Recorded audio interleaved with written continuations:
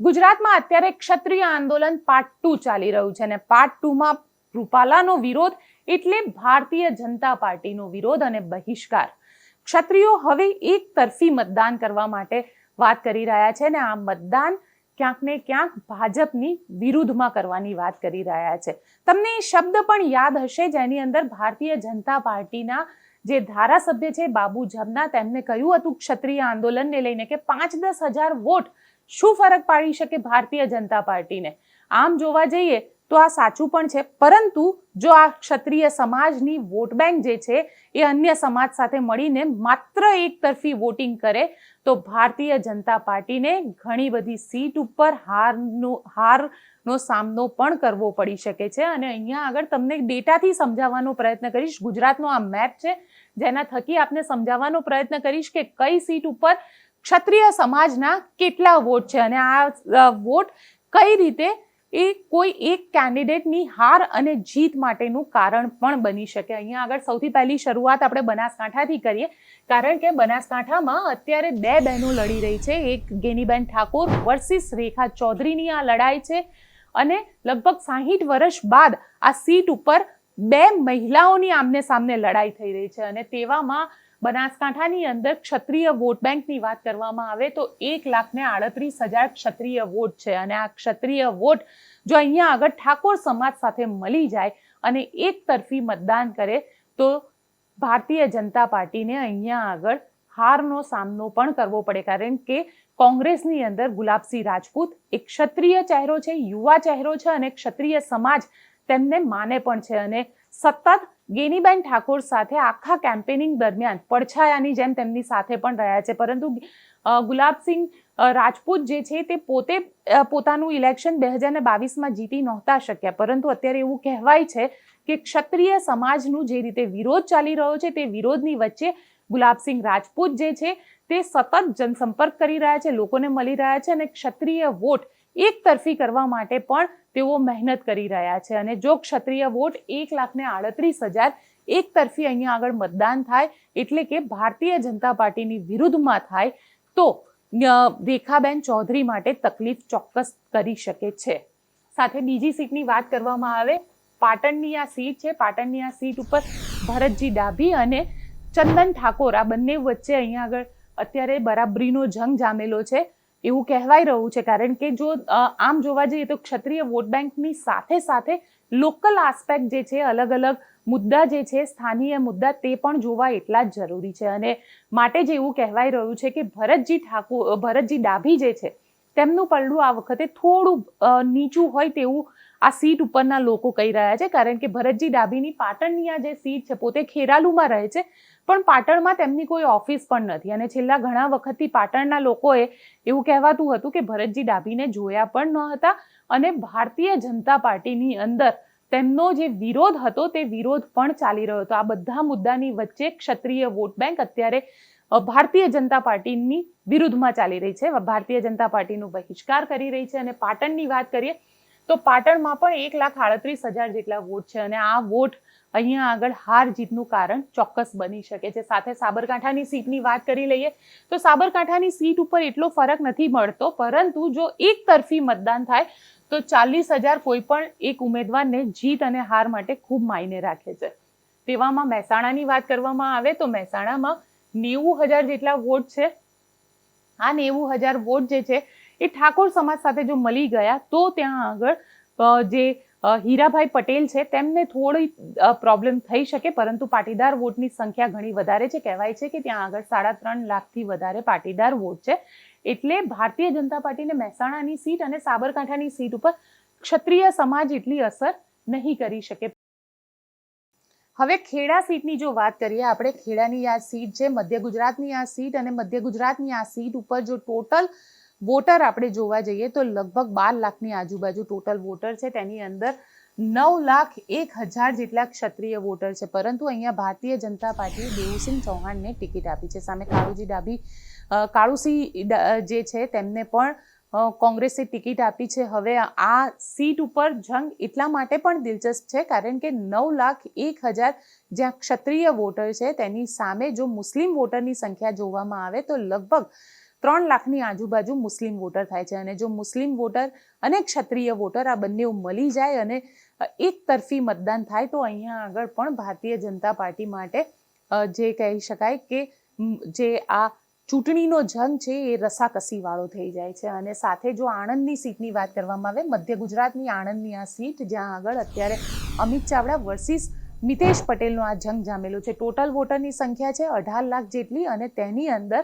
જો આપણે મતદાતા જોઈએ તો 8,66,000 જેટલા જે વોટર છે એ વોટર માત્ર આણંદની સીટ ઉપર ક્ષત્રિય વોટર છે. આ ક્ષત્રિય વોટર આ સીટની હાર અને જીત બંને માટે એટલી જ અસર કરી શકે. એટલે ખેડા અને આણંદ આ બે જે સીટ છે આ બંને સીટો ઉપર સૌથી વધારે ક્ષત્રિય વોટર જે છે તે અસર કરી શકે. કારણ કે આ લોકસભાનું ઇલેક્શન છે અને લોકસભાના ઇલેક્શનની અંદર જે વિસ્તાર છે એ 7 વિધાનસભાનો વિસ્તાર આવે. અને જો આ વિધાનસભાના વિસ્તારનું પણ એક ટોટલ પિક્ચર જોવા જઈએ તો 9 લાખ ખેડાના અને આણંદના 8,66,000 એ કોઈ પણ પાર્ટી માટે હાર અને જીતનું કારણ બની શકે છે. એટલે આણંદનો આ જંગ જે છે એ અત્યારે ખૂબ જ દિલચસ્પ થઈ ગયો છે. સાથે જે કેન્ડિડેટની પોતાની છબી છે તે પણ અહીંયા આગળ ઘણી બધી અસર કરી રહી છે. આણંદની સીટની વાત કરું તમને તો મિતેશ પટેલ વર્સિસ અમિત ચાવડાની આ જે લડાઈ છે તેની અંદર ક્ષત્રિયો હમણાં જ જે ક્ષત્રિય સંમેલન થયું હતું, તમે એના વિડીયો જોયા હશે, જબરજસ્ત ભીડ જોવા મળી હતી. અને ક્ષત્રિયો અત્યારે આમ કહી શકાય કે આણંદ સીટ ઉપર વન સાઇડેડ છે અને તેવામાં ફાયદો જે છે તે કોંગ્રેસને આણંદની આ સીટ ઉપર મળી શકે. વડોદરાની વાત કરવામાં આવે તો વડોદરાની અંદર 1,46,000 અને છોટાઉદેપુરની વાત કરવામાં આવે તો છોટાઉદેપુરમાં 2,07,000 જેટલા ક્ષત્રિય વોટર જે છે તે છે. અહીંયા આગળ વધારે ફરક વડોદરા અને છોટાઉદેપુરની આ સીટ ઉપર ફરક નથી પડતો તેમના વોટિંગથી. કારણ કે જો વન સાઇડેડ પણ કરે પરંતુ અન્ય સમાજના જે વોટ છે તે અલગ અલગ છે એટલે ત્યાં આગળ એટલો ઝાઝો ફરક નથી પડતો. પરંતુ કચ્છની સીટ ઉપર ચોક્કસ અસર કરી શકે છે. કચ્છની અંદર 1,05,000 જેટલા ક્ષત્રિય વોટર છે જે અન્ય સમાજના વોટર છે અને ખાસ કરીને મુસ્લિમ વોટરની વાત કરવામાં આવે તો મુસ્લિમ વોટરની સંખ્યા ઘણી વધારે છે. એટલે એવું કહેવાય છે કે દલિત, મુસ્લિમ અને એમની સાથે આ વખતે જો ક્ષત્રિય વોટર મળી જાય તો ભારતીય જનતા પાર્ટી માટે આ સીટ જે છે તે જીતવી મુશ્કેલ થઈ જાય. અને વિનોદ ચાવડા અહીંયાથી ભારતીય જનતા પાર્ટીના ઉમેદવાર છે અને ખાસ કરીને જો માંડવીના વિસ્તારની વાત કરવામાં આવે, ત્યારબાદ આગળ અબડાસાના વિસ્તારની વાત કરવામાં આવે તો આ બધા ક્ષત્રિય બહુલ વિસ્તાર છે અને મુન્દ્રા પણ ક્ષત્રિય બહુલ વિસ્તાર છે. ત્યાં ક્ષત્રિય સંમેલનો સતત થઈ રહ્યા છે અને તેવામાં ક્ષત્રિય વોટર અહીંયા આગળ જબરજસ્ત ઇમ્પેક્ટ કરી શકે છે. સાથે જો વાત કરું જામનગરની તો જામનગરનો આ જે વોટર છે, કારણ કે લગભગ 1,35,000 જેટલા ક્ષત્રિય વોટ છે અહીંયા આગળ અને આ 1,35,000 ક્ષત્રિય વોટની સાથે 2,50,000 જેટલા મુસ્લિમ વોટ છે અને લગભગ 1.5 લાખની આજુબાજુ સથવારા વોટ છે. જો આ ત્રણેય મળી જાય તો અહીંયા આગળ પૂનમ માડમ માટે જીત મુશ્કેલ બનાવી દે છે. કારણ કે ક્ષત્રિયનો જે વિસ્તાર છે, ક્ષત્રિય જબરજસ્ત ગુસ્સામાં છે.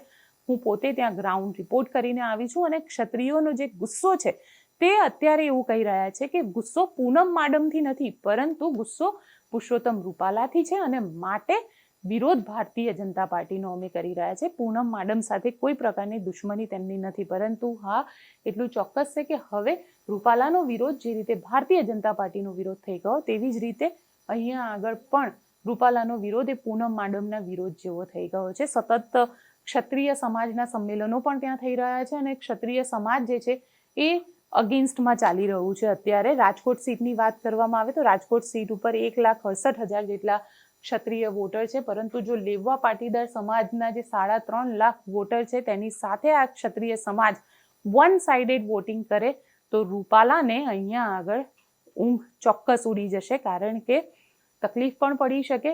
કડવા પાટીદાર વોટ જે છે તે 1,38,000ની આજુબાજુ કડવા પાટીદાર વોટ છે. લેવા પટેલ સમાજના વોટની સંખ્યા વધારે છે. સાથે મુસ્લિમ વોટર્સ જે છે તે મુસ્લિમ વોટર પણ વધારે છે. તેવામાં ક્ષત્રિય સમાજ જે છે તે હાર અને જીત આ બંને માટે એટલું જ મહત્વ ત્યાં આગળ રાખી શકે છે. કારણ કે જંગ રાજકોટથી શરૂ થયો તો એપી સેન્ટર જે છે તે રાજકોટની અંદર છે અને તેવામાં તકલીફ જે છે ભારતીય જનતા પાર્ટીને અહીંયા પડી શકે છે. સાથે સાથે જો વાત કરવામાં આવે અમરેલી સીટની તો અમરેલી સીટ ઉપર 64,000 જેટલા ક્ષત્રિય વોટ છે અને આ અમરેલી સીટમાં આમ તો લેવા પાટીદારની આ સીટ ગણવામાં આવે છે અને અહીંયા આગળ પાટીદાર જે છે તે આ સીટ ઉપર હાર જીત માટે જવાબદાર હોય છે. એટલે ભરત સુતરિયાને ત્યાં ટિકિટ આપવામાં આવી છે, સામે જેનીબેન ઠુમરને ટિકિટ આપવામાં આવી છે. આમ જોવા જઈએ તો ક્ષત્રિય વોટર જે છે, જે એક નોર્મલ પેટર્ન આપણને જોવા મળે છે વોટિંગની પેટર્ન, તે પ્રમાણે જો અહીંયા આગળ આ સીટ ઉપર વોટ થાય અને ક્ષત્રિય મતદાતા જે છે, જે અત્યાર સુધી ભારતીય જનતા પાર્ટી સાથે હતા, 2019ની અંદર રાષ્ટ્રવાદના નામે સાથે હતા, તો 2014ના ઇલેક્શનમાં ગુજરાતના મુખ્યમંત્રી નરેન્દ્ર મોદીને દેશના પ્રધાનમંત્રી બનાવવા માટે થઈ અને ભારતીય જનતા પાર્ટી સાથે હતા, તે ક્ષત્રિય વોટર જો આ વખતે પોતાનું પલડું અહીંયા આગળ ફેરવી દે છે તો ભારતીય જનતા પાર્ટીને મુસીબત થઈ શકે છે. સાથે જુનાગઢની સીટની વાત કરવામાં આવે તો 1,45,000 જેટલા જે વોટર છે, માફ કરજો, ભાવનગરની સીટની આપણે પહેલા ચર્ચા કરી લઈએ, કારણ કે ભાવનગરના જે વોટર છે 1,45,000 છે.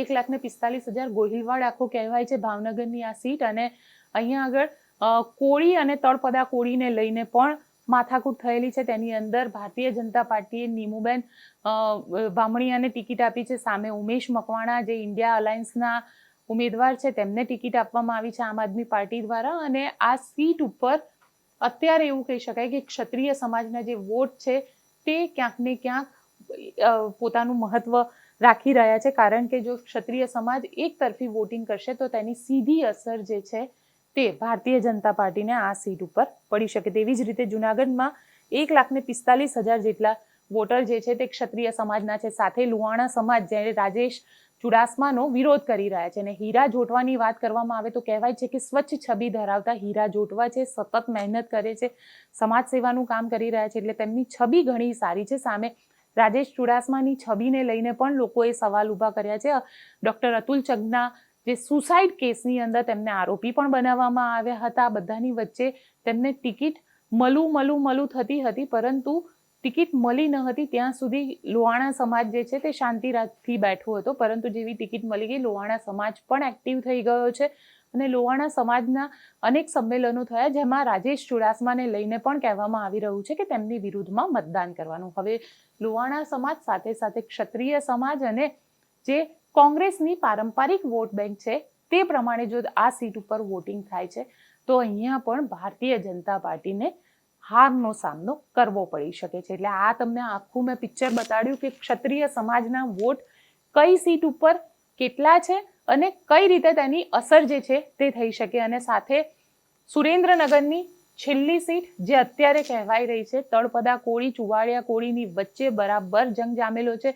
ભારતીય જનતા પાર્ટીએ ચુવાડિયા કોળીને ટિકિટ આપી છે, સામે કોંગ્રેસે તળપદા કોળીને ટિકિટ આપી છે. ઋત્વિજ મકવાણા અહીંયાથી ચૂંટણીના મેદાનમાં છે અને ક્ષત્રિય જે આંદોલન થઈ રહ્યું છે તેની સૌથી વધારે અસર અને તેની ઇમ્પેક્ટ જે છે તે આ સીટ ઉપર જોવા મળી શકે. અને તળપદા કોળીની સાથે જો ક્ષત્રિય સમાજના વોટ મળી જાય તો અહીંયા આગળ આ જે હાર જીત છે એ નક્કી થઈ શકે. અને હાર જીતનું જે માર્જિન છે એ 2,23,000ની આજુબાજુ જેને કહી શકાય કે જે ક્ષત્રિય વોટ છે, ક્ષત્રિય વોટ અસર કરી શકે છે. પરંતુ આ બધું ત્યારે જ શક્ય છે જ્યારે ક્ષત્રિય સમાજ જે છે તે 100% વોટિંગ કરે. અને જેટલું વોટિંગ ક્ષત્રિય સમાજનું થશે એટલી ઇમ્પેક્ટ ભારતીય જનતા પાર્ટીને વધારે આવશે. એટલે હવે એ પણ 7મી તારીખે આપણે ડિટેલ સાથે જોઈશું કે ખરેખર ક્ષત્રિય સમાજનું વોટિંગ જે છે એ કેટલા પ્રતિશત થયું છે અને એનાથી કયું પિક્ચર ઉભરીને આવે છે. કારણ કે અત્યારે તો